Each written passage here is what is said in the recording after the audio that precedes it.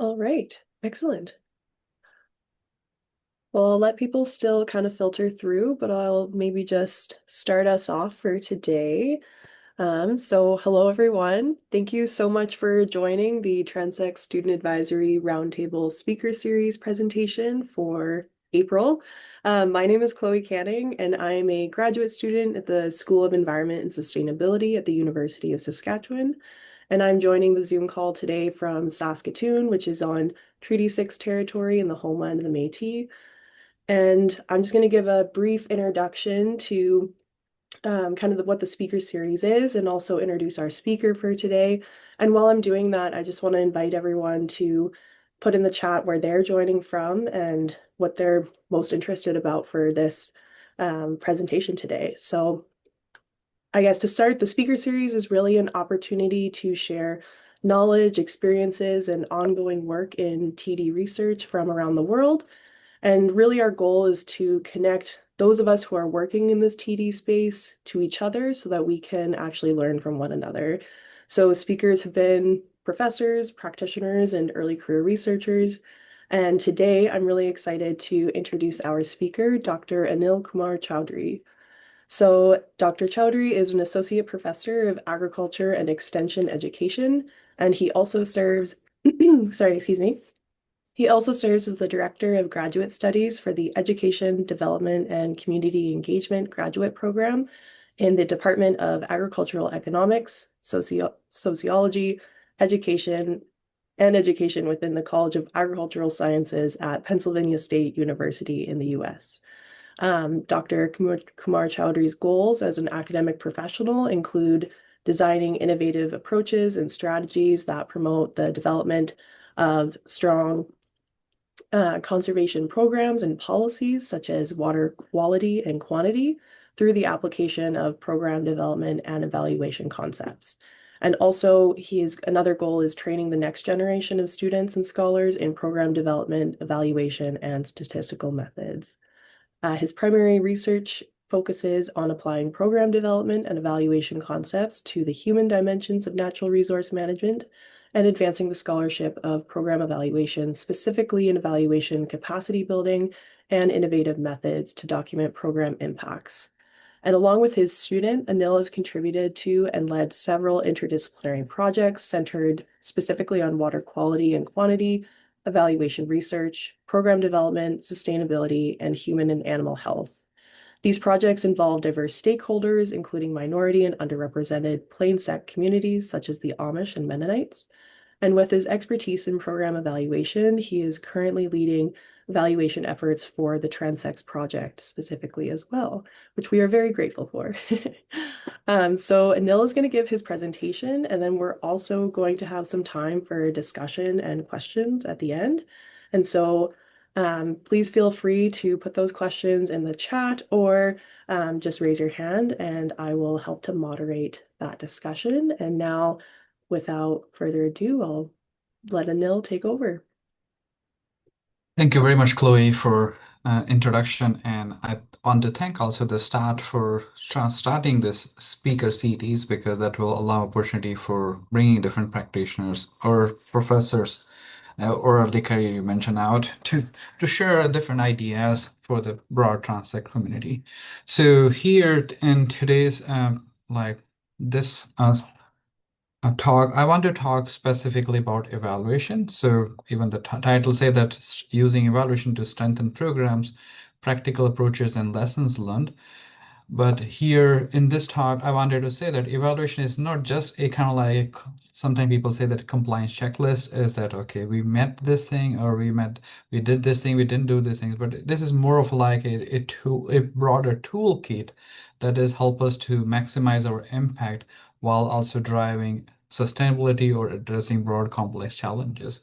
So in this talk, I will start with a little bit kind of like what I do at the same time set the basic ground for how to conduct or think about evaluation. So as Chloe provided a broad kind of like overview, what I do mostly around program development and evaluation and as an evaluator, you are not restricted to one program area. You work in variety of disciplines. That's why I worked in water quality. I'm working in STEM education, and like I'm working also on the Translate project. So before we kind of like before we thinking about evaluation, the first thing we need to think about is like understanding what is an educational program or what is an educational initiative or education effort. So I wanted to set the stage there so that we are all on the same page before we jump into talking about evaluation. So as you see on the slide deck here, slides here, it's a set of planned and coordinated educational activities.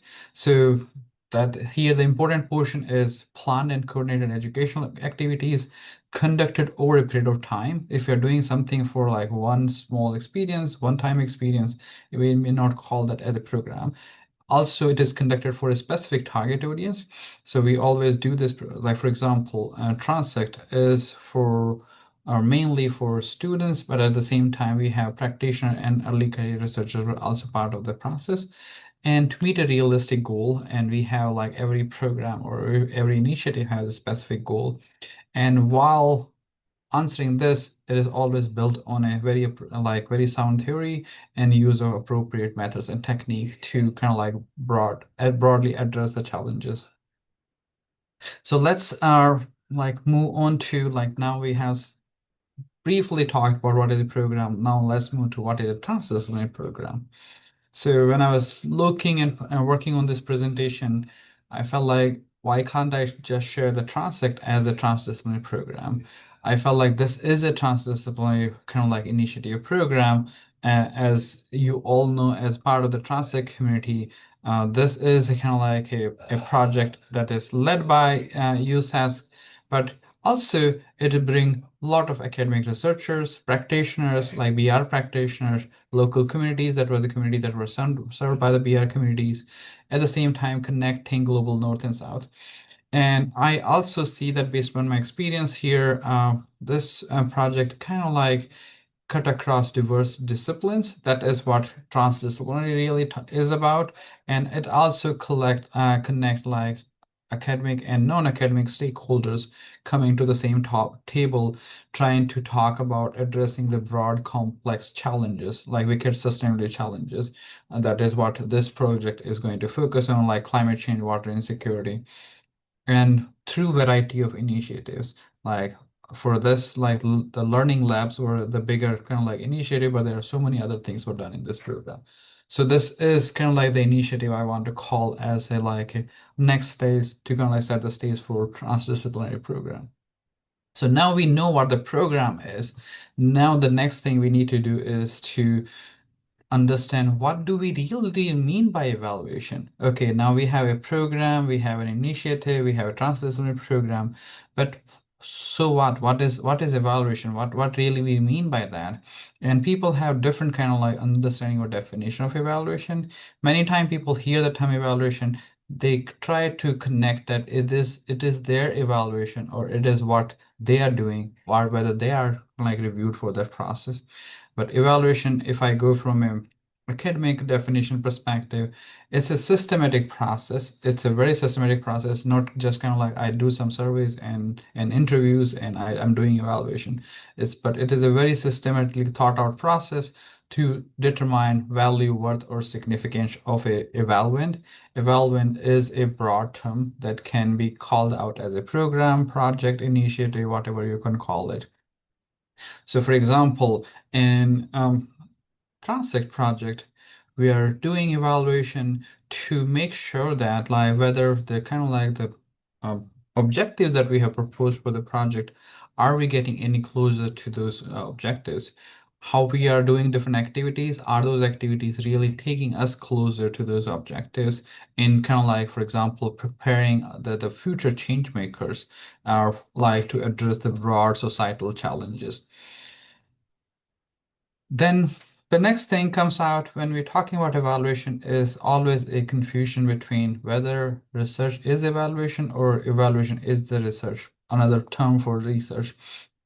And when we talk about evaluation, this is the first thing we want to clarify is that there is a lot of overlap between research and evaluation, but then there are a lot of like distinct differences between research and evaluation. So in one way, whatever we try, what the evidence we gather for evaluation still follows the research methods. So if you are an evaluator, if you don't know the methods or if you're not good at methods, you will not do a good job as an evaluation person. So you need to have a solid background and solid kind of like foundation in the methods before you embark onto an evaluation journey.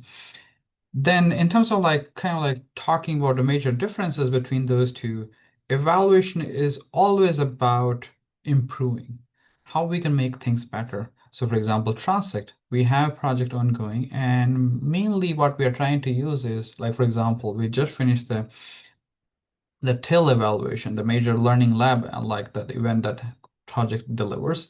And we use that information to see that how we can capture this information to make our next iteration of the TIL or the TEL we have right now better, to better serve our stakeholder, that is the students and the practitioner that were part and parcel of the process. So evaluation is more about improvement, but when it comes to the research, we research mostly revolve around like hypothesis, and we try to disprove or prove our hypothesis.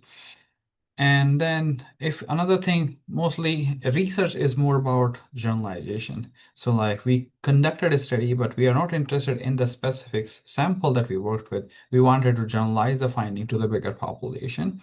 But evaluation on the other side is completely different. It is very contextually relevant. It is very local. It is only applicable to the project that we are working on too. So it is very specific, working with that project to help us improve that project out there. Then when we're thinking about embarking on evaluation journey, we should not forget about ethical obligations, because as an evaluator, we have a specific ethical responsibility for the different kind of like group that we are going to serve out. So here that like for example Joint Committee on Standards for Educational Evaluation uh, came up with these standards in 90s. There were total 30 standards put into four buckets, and if we are embarking on evaluation journey, we should kind of like consider those kind of like standards also. For example, utility standard is talks about broadly about who is going to use those findings that we are going to produce from the evaluation, and then for what purpose those findings will be used. Either they will be used for improving the program, or whether they are going to use for the refinement like of the program, or maybe the administrators were interested in that which program will continue, which will not discontinue.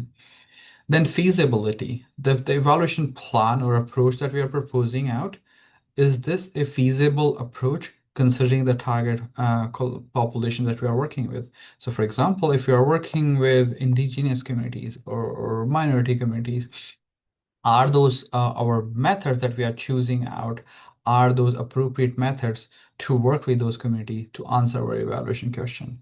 Then the another bucket we have here is accuracy. So accuracy is coming from your research world. There is that the tools that we are using are properly vetted to provide the right response. So for example, we are talking more about like validity and reliability of our tools. So how good effort we did to develop our instrument so that they can provide the right information.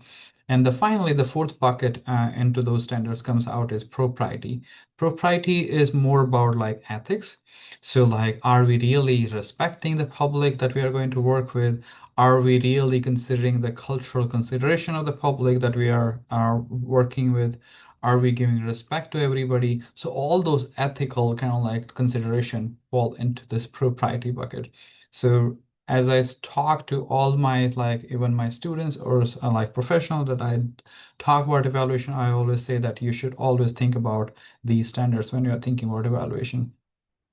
And then our American Evaluation Association, the major professional society guiding the evaluation effort in the United States and also broadly across the world, uh, they have came up with those kind of like principle for evaluators. So like anybody who is embarking on evaluation journey, they should think about evaluation as a systematic inquiry to answer the broad question that project has in terms of evaluation. The person should has competence. Competence by mean that does the person has a training to embark onto the evaluation? For example, do they know the methods? Do they know the theory and practice of evaluation? Then the next important thing is integrity and honesty. Here, as an evaluator, it is always said that evaluator is a unbiased person who is providing a feedback to you to make changes or improvement to your program. So that can be good or bad, but here it should not be biased in any way. It should just provide what they found out from their evaluation journey. And then respect for people is very important because we are here for public good. So then we are have to have proper respect and proper cultural consideration when we're working with people. And finally, responsibilities for general public. Evaluation is a service that we are doing for different initiative, and then we are hoping that we are going to serve the public out of this process. So this is now we set the some stage on defining program, defining kind of like ethical consideration, defining evaluation. Now I want to talk about a few key components that we need to consider when you're thinking about evaluation. When we think about evaluation, we should always think about stakeholders because stakeholders are important kind of like pieces of your whole evaluation world or your project itself because they are the people who are going to potentially use your findings from the evaluation. They are the people who are going to help you understand that what we need to really evaluate, what kind of answer we need to provide for this project. What are like, do we have the right goals that we are trying to address out? Then next to stakeholders is like your questions. Without evaluation questions, we cannot lead evaluation. So, and also when we think about developing those questions, we may have a list of 50 or 100 questions, but we cannot address all the questions into our evaluation process. And that's where priority setting comes out, is that when you talk to your stakeholders and kind of like try to bring them on the same table, sometimes it becomes a challenge that every stakeholder have their own specific interest and they want that kind of question answer for their specific stakeholder in like their specific interest, but then it may not make sense to kind of like address everything and everybody has to agree upon few specific questions that everybody feel like is a priority. Then the next important component for evaluation is program theory of change. So theory of change is kind of like your broad theoretical foundation for your complete project or initiative or program. It says that like why different things that we are doing in the project lead to the outcome that we are looking for. So like, for example, sustainability change maker is our outcome for this Transtech project. How the different things that we have in the project like start here, or like we have like your like learning labs from that tells how these activities really working together to provide to make that kind of change. So that is the theory of change, and I don't want to go in much detail there. Then also in evaluation, it's important to understand the indicators. So when you're talking about something is doing well, something is some initiative is going well or not going well, how we are saying that we are using some kind of indicators to assess to see that like there is change. For example, indicator is like knowledge change. So like its knowledge is improving from basic level before they start the program and after that, or the skill set level. So we have to use specific indicators that are a little bit universal so that you can use in variety of contexts. And then once you use an indicator, you should use, because evaluation is always about comparison. So like always about like how much improvement has happened compared to the base level. So what is the criteria for comparison there that we need to use out? So whatever indicator we are using, so for example, if you are using skill level as an indicator, then you should use maybe criteria that the objectives that you proposed out at the beginning of the project. So like how much skill level change, what percentage skill level change will happen our target audiences. And we are going to compare your indicator data we are collecting to this objective criteria, the criteria for comparison. And then we have to, as part of the evaluation, is also overlap with the research in terms of like try to gather evidence for through data collection. Then based upon evidence, we try to make a judgment of value or worth. And then finally, the most important step many times people forget about is use of evaluation finding. Even though we put a lot of time and energy, but if we don't share those findings with our like collaborators, then there's no point of like our like use. Then when it comes to the evaluation, there are a lot of ways evaluation can be done, and there's no right or wrong way of embarking on an evaluation journey. But broadly, evaluation can be put into two bigger buckets. One is formative evaluation and one is summative evaluation. So formative evaluation is when we have projects ongoing. So for example, Transact is still ongoing and we are collecting a lot of evaluation data. The main purpose is there is to still improve our effort and activities so that we can still reach to the broad outcome that we have in mind. But then it comes to the summative that mostly happen at the end of our project to see that whether we made the change that we are looking to make out of the project. So like whether this project was, the project was helpful into producing the sustainability change makers through various experiences provided by the project. So that is kind of like the broad outcome level. Uh, like at the end of the project level, kind of. So formative is more about ongoing improvement, and summative is like whether this project or this effort was worthful or not worthful. Then I want to quickly, briefly walk you through the steps in program evaluation as so in terms of like when we're embarking on evaluation, first of all, the first steps comes out is really engaging with the stakeholders, and that kind of like cut across throughout your evaluation cycle. Then the second step comes out is focusing the evaluation. This is where you did all the preparation, and this is where you kind of like developing out your evaluation plan, that how you're going to, is it step-by-step process detailing out that how you're going to embark on this evaluation journey.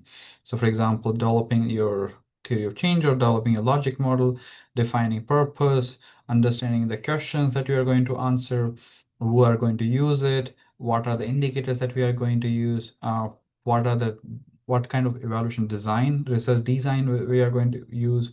Then the next steps comes out is that once you have everything organized and settled up with your in discussion with your stakeholders, then you go out and collect your data to like what kind of methods we can use to answer those questions. Is it the primary data, the secondary data that we need to decide upon? Then once we have data collected, we analyze and interpret the data, and finally we use the evaluation findings. So we use the findings for like making the improvement or making other changes to the program. And then we also, as an evaluator wears multiple hats. So they also need to manage the time, like evaluation in terms of like human subjects. Like if you're doing involving human beings, then we need to go through the institutional review board approvals. In terms of engaging with human subjects, we should be careful about timeline. We should care about who is responsible for what. We should be managing the budget that we have in hand, that are we like in a right way we are using the budget. And then finally we have those standards that we talked about. They were kind of like the guiding principle throughout the evaluation process. Then once we have the steps, I also wanted to bring out that why we need to evaluate. So it can be driven by what question you have in mind. Like few examples I have written out here on this slide to assess the effectiveness or impact of a program, to be accountable to the key stakeholders. And I want to mention here is that stakeholder is a very common term in United States, but I was reminded that in Canada and other parts of the world, stakeholder may feel offensive, and maybe I should be using collaborators rather than stakeholders. And maybe our evaluation is to guide development and dissemination of materials like for promotion, for advocacy. Also to compare our initiative with other existing initiative, that how we are doing compared to those initiatives. So there are a variety of questions that we can answer through the evaluation.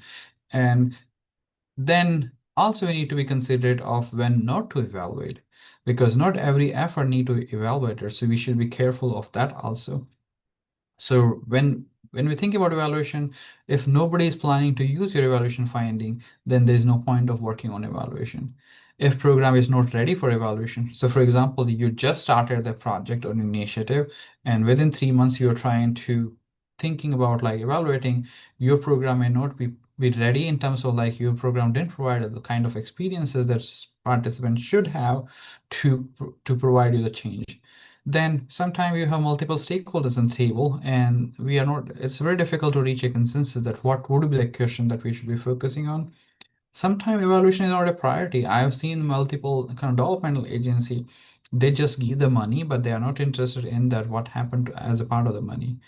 Sometimes we have very vague goals and objectives. So sometimes people make very grandiose like expectation from their project that we will change the whole world because of this one project. That is not possible. So we have to kind of like, if that is the situation, then we have to rethink that what are the goals of the project and before we embark on evaluation. And finally, unsure of propriety, that is like ethical consideration were not made sure, then also there's no point of conducting evaluation. Then I'm just kind of like now bringing everything to the last two slides were more about like how we can use this information to work on more transdisciplinary kind of project, because this is the talk as a part of the transdisciplinary project. So I wanted to acknowledge here is that like transdisciplinary efforts are inherently very messy because we are merging different disciplines, different worldviews, involving like academic and non-academic collaborators into the process.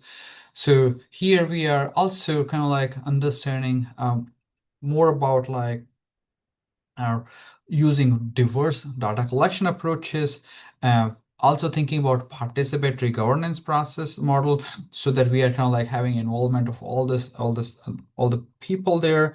For example, in Transect process, we have like I remember my meeting with the group last summer. It required a lot of like deep meta reflection and deliberation across our program team to see that what is our outcome is, how we are going to assess the outcome, which are the collaborators that were important to us, and how we kind of like think about reaching the broader goal that we have for the project. And finally, like evaluation is not about like meeting a checkbox. It is about kind of like driving the transformation.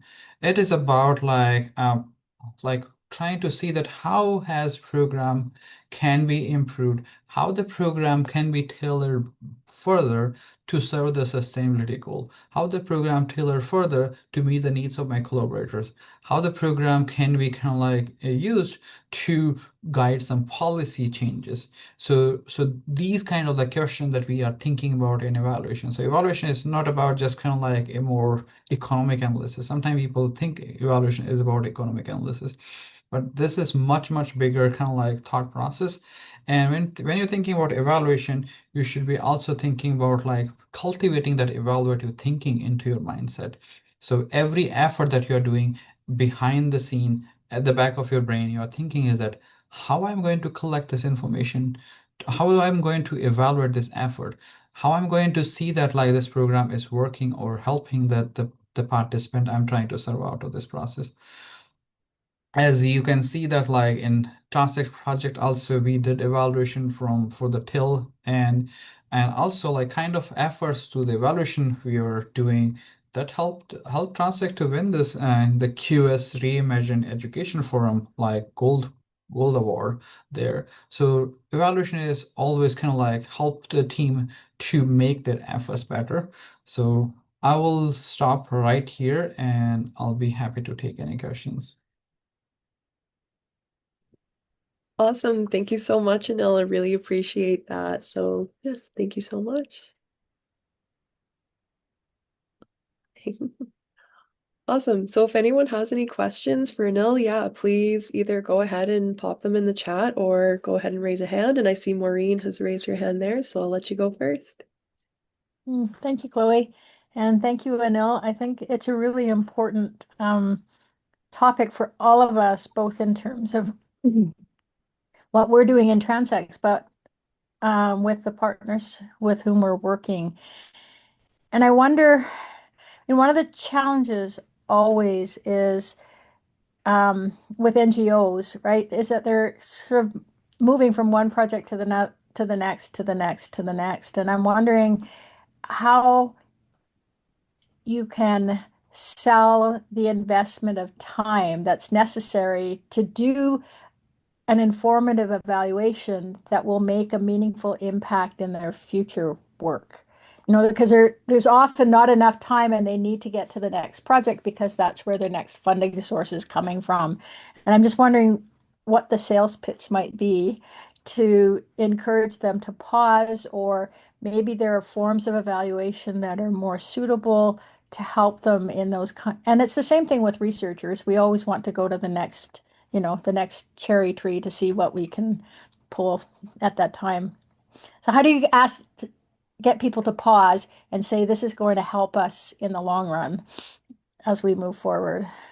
So this is a kind of like $1 million question you're asking, Maureen, here, like, because when you are working with like a very fast-pacing environment like NGOs, as you correctly mentioned out, they are always after like one program after another program, and it's the same kind of like question I heard here in my classes, like evaluation class I teach, is that we don't have that much time. And like, for example, in my class, I gave the whole semester to roll up an evaluation plan, and they said that that is not enough time. And I tell them, like, if you go to an NGO, they have just 2 days to do the whole thing that you're talking about if they are embarking on an evaluation journey. They may not have that much kind of time. So kind of like when I talk about evaluation to the variety of collaborators, then I always say that like we should think about the value of evaluation. That is the most important process there, is that how this evaluation is going. So many times NGO may be kind of like using a specific curricula or specific approach to doing the programming. If they didn't do the evaluation, they may be always stumbling on few kind of like challenges, and they every time figuring out that why this program is not really meeting the needs of my like participants. And if they really think about like what really not working, evaluation may be the potential answer there. And I always say that like sometimes you don't have to do the full-blown evaluation for your efforts. If you have that evaluative thinking, like thinking in a critical way from evaluation perspective, and then add parts and pieces into your project from evaluation side, you will be better served rather than not thinking about evaluation. So evaluation is sometimes looks daunting to the people that, okay, this is a, like I have to think about evaluation, I have to think about questions, I have to draft this plan. But if people didn't have time, I say that if you do some kind of like informal checkup points for your like project, and kind of like talk to your stakeholder, like talk to your collaborators at different stages, talk to your participants at different stages. And sometimes people think that evaluation is about that we need to do kind of like a very cumbersome survey, or we need to do formal interviews. If you're doing observation, if you're doing seeking the informal feedback at the kind of like multiple stages of your like the efforts, I think that's also kind of like if it is carefully thought out, that is most important piece, is that it's not just kind of random thing that we just did it, but if we did a thought process. And every time, even though NGO, they are doing some programming, they're also doing some thought process when we're like what kind of activities we need to do out there. It's the same time. And sometimes it is said that evaluation is an afterthought, but I would say that like evaluation should not be an afterthought. Evaluation should be thought out when you're thinking about what effort you're going to do out. So programming and evaluation goes hand in hand, and evaluation should not come after as an afterthought. And I have seen many, many projects where people came out to me at the like fifth year of their project, is that, can you help me do something to collect to show to our funder that we did something in the project? And I feel like we are just scratching the surface here, and you are not really seeing the value of evaluation. You're just trying to meet that funder deadline or funder expectation, rather than you are trying to use evaluation to improve. So it's a long answer, but I'm just trying to. Go Brenda? ahead, Brenda. Yeah, thank you. And I really like what you just said about how the role of evaluation tends to be as the afterthought rather than this intentional planned approach. And I liked your comment about the light touch sometimes is that's what builds the business case for actually doing evaluation. But I had some questions then for you around what you found to be good methods then for helping bring, because my lived reality is that evaluation is often very much the afterthought later at this in the stage. And so are there methods that you have found that help um, build then momentum for an evaluative mindset as organizations then are moving forward. Yeah, so just some comments on that. And then I had another question afterwards, but I'll let you tackle that one first. So in terms of like evaluative thinking, Brenda, that what I found is that like I always push people that when you're thinking about developing any programming effort, think about like putting some time on theory of change. So like what kind of different activities you are going to do, what is going into the program, what kind of activities, who is going to participate in the program, and then the last portion of the theory of change is like what will change happen as a result of the program. If you're starting there, I felt like this is a not only help you from the programming side, but also help you from the evaluation side. This is the basic step I should say that you should like people should be start thinking about. Like, and it will also strengthen the programming that you're working on too, because you're not just kind of like mishmashing different kind of like efforts. Okay, we are going to solve the water quality challenges among indigenous communities, and I will do just one workshop and I'll do one kind of like a kind of like a lecture that may not serve the need if you don't do a thought process so that why this workshop makes sense for this participant to meet the water quality challenge they are facing out.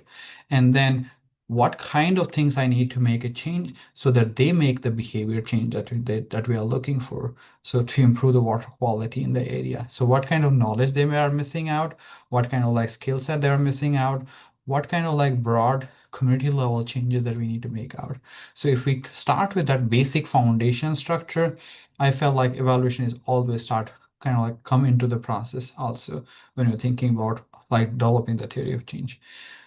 And in terms of evaluation, I always say talk about like in my trainings is evaluative thinking. So like you have to change culture also. Sometimes culture of the organization also become a barrier, is that culture is not supportive of evaluation.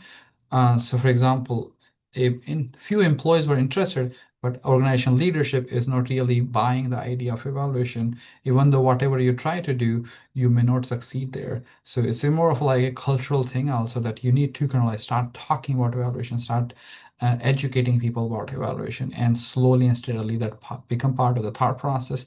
And once you start putting in a more critical way, integrating evaluation slowly and steadily. And it's not kind of like overnight thing. It will take time in the organization to change.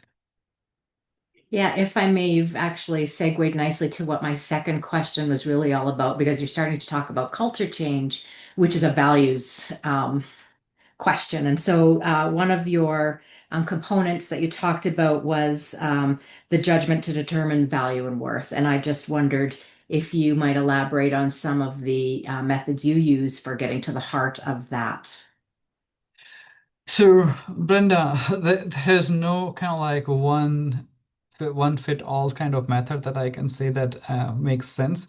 It always depends on the context. So, like what programming you're working with, what collaborator group that you are working with, and what kind of question they have, you have to decide the method accordingly. So, if I'll give example. For example, a project I'm working on here, uh, we are doing a Pennsylvania Department of Education, that is the lead education organization in the state of Pennsylvania.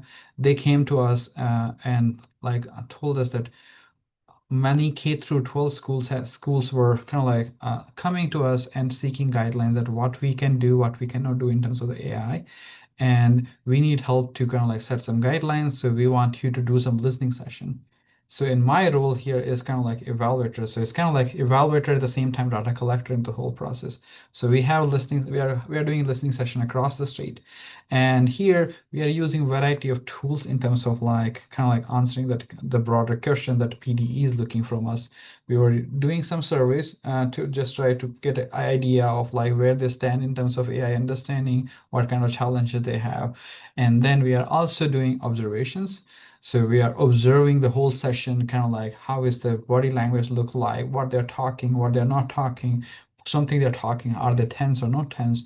And then we are also doing some interviews after that, the process that we are going through. So in this project, those three things make sense, but not every project have those things required or make sense. And sometimes people say that like we have to always collect the data. it's not needed to collect the data all the time. We can rely on, for example, if you're working on some kind of project, you can rely on secondary data, for example, census data, or like, for example, if drugs were kind of like issue there, you can see you did some effort and then like drug abuse or drug uses have reduced drastically go down based upon public health data, then that is your evidence that you're gonna like you're making a progress there. So there's no kind of like clear right method I could talk here that will answer the question. It depends upon what you're trying to get out of the whole evaluation process.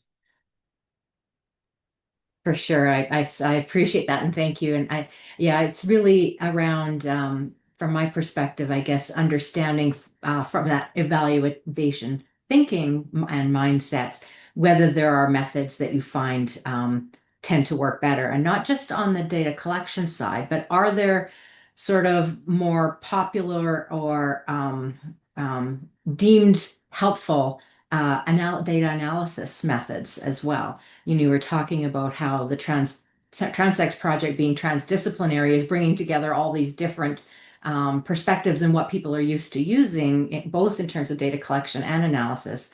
So does the evaluation community also have some favorites that we might want to think about? And I was thinking in particular on the analysis side. There's no Then I'm favorite. done asking questions. I'm sorry. No, you're fine. There's no favorite in the evaluation community, and everybody has their own approach, and they kind of like really protect that. Some people are very qualitative people. I was in the meeting in the morning. We are trying to do a professional development session at American Evaluation Association, and we were talking about doing a professional development on qualitative methods.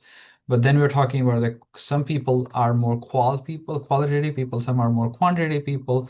But now the world is very complex, and we are dealing with very complex problem. We should not go with the specific methods. We should talk about that how we can combine multiple methods together to answer the question. So how we can combine qualitative, quantitative, or any other, and sometimes like people get kind of like, I would say, burnout from the traditional methods, and people are looking for some kind of like innovative ways we can. So for example, in the morning we're talking about photo voice. So how we kind of like give the cameras to the people is that you can take the pictures of your community and submit those pictures, and then photo voice, we are using that as an artifact to kind of like evaluate that how they are viewing the world after going to this education efforts. So again, my answer is, Brenda, here is that there is no right method and there's no kind of favorite method. It depends from evaluator to evaluator. At the same time, depends upon like the stakeholder like people to people, participant to participant, and evaluator to evaluator also.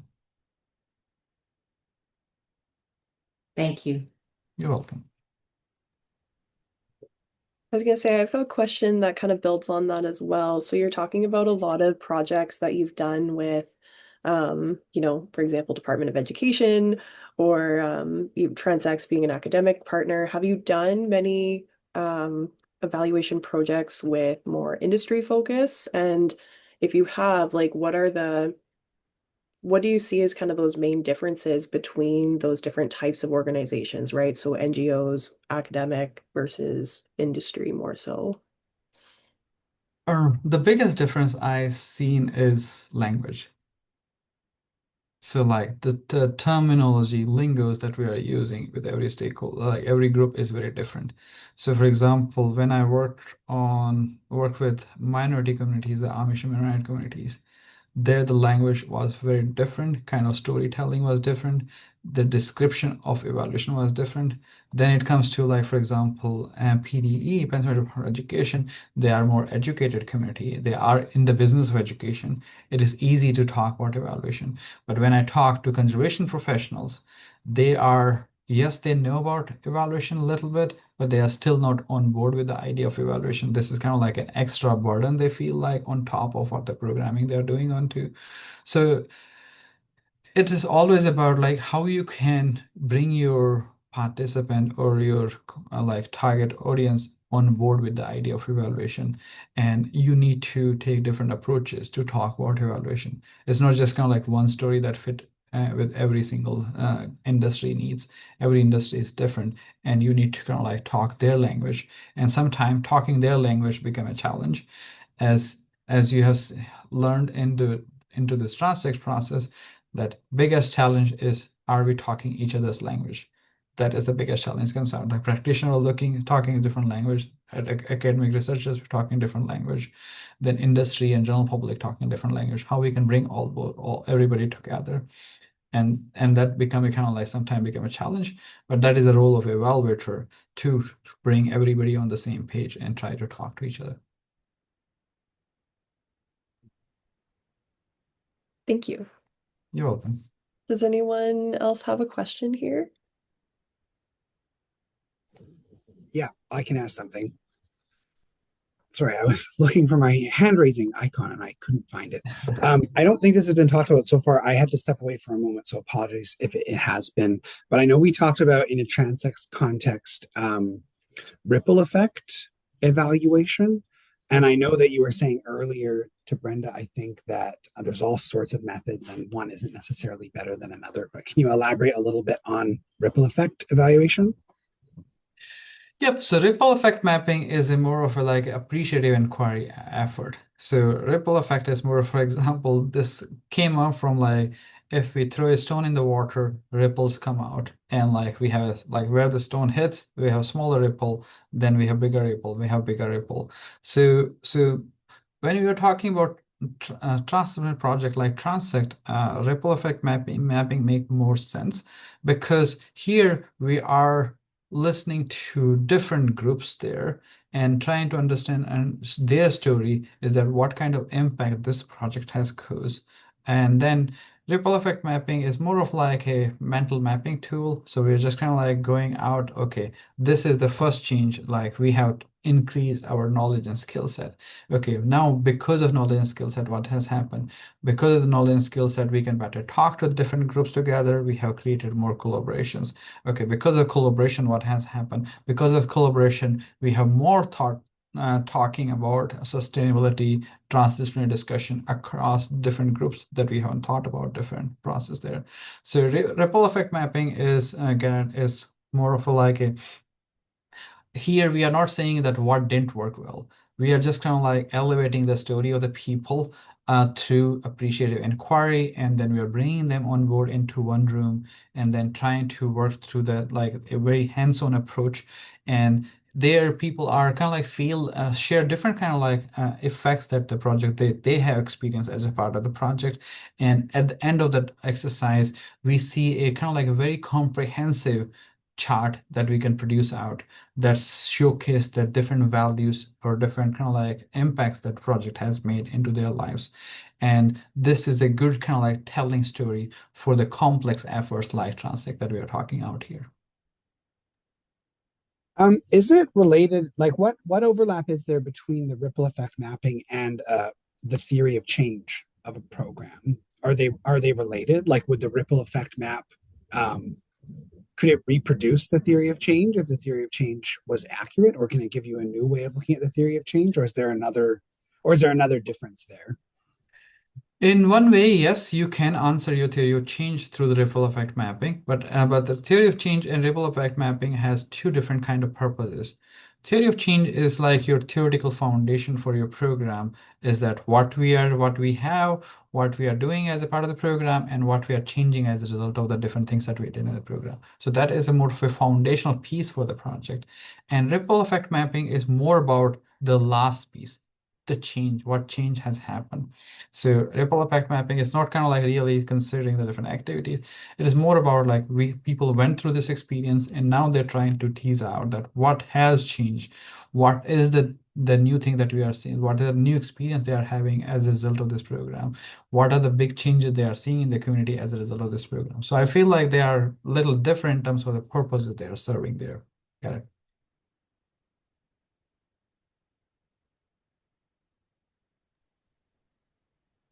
I had another question for you, Anil. Sure, please. What do you think? Because a lot of us here, I believe, aren't right. We're not formal evaluators or anything. I know that's very much the case for myself. What do you think some of the main challenges that early career evaluators have, and if you have any advice for, I guess, how to make that better in the end? So one of the biggest challenge I see in early career evaluator is feel overwhelming. So like when somebody trying to embark on evaluation, they said like evaluation is too much to kind of like grasp on. So I would say like the best advice I will give to early career researchers and is to first solidify your methods understanding. So you have to be well versed in methods and not just kind of like one type of methods, all kind of methods. Because when you try to embark onto an evaluation journey, you don't know what kind of project that you're going to work on to. Like for example, I worked with like completely K through 12 project to a conservation professional project to a transect project. I'm also working with kind of like very different kind of like discipline area, for example, plant science project. So they're very completely different disciplines that you kind of embark on. So I would suggest that like solidify the methods and then also try to assess that what kind of competencies that can like differentiate evaluators. And every major evaluation organization has came up with their list of competencies. For example, American Evaluation Association has a list of competencies, and Canadian Evaluation Association has their list of competencies. So try to kind of like, so the what I told is methods is the one competencies. Then management, project management, time management, those kind of skill set was also another kind of competency that we're talking about. People skill is also very important and as an evaluator, is like how you're going to improve on people, like people skills. Then we also think about like ethics and other consideration that how we are considering those. So it's a very kind of like cumbersome process, but I would say if we go by step, you can slowly build on to, like evaluation journey. And then once you have that methods foundation strong, then you can like think about like embarking and learning on the evaluation process itself, because it's the kind of like specific thought process that we need to have when we are embarking on evaluation journey. Awesome. Thank you so much. Does anyone else have any questions for Anil?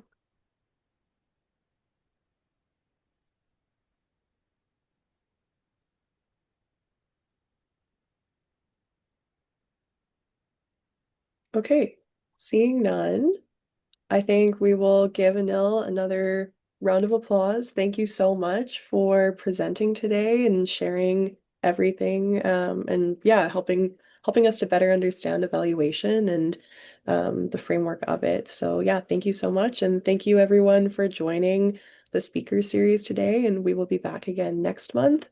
So look out for some communications there for the next speaker series. And thank you again, Anil. Really appreciate Yeah. it. Yeah. Thank you, Chloe, for organizing this. Thank you very much. And thank you for the Transact team. Take care, everybody. Thank you. Awesome. Have a good day, everyone. Bye-bye.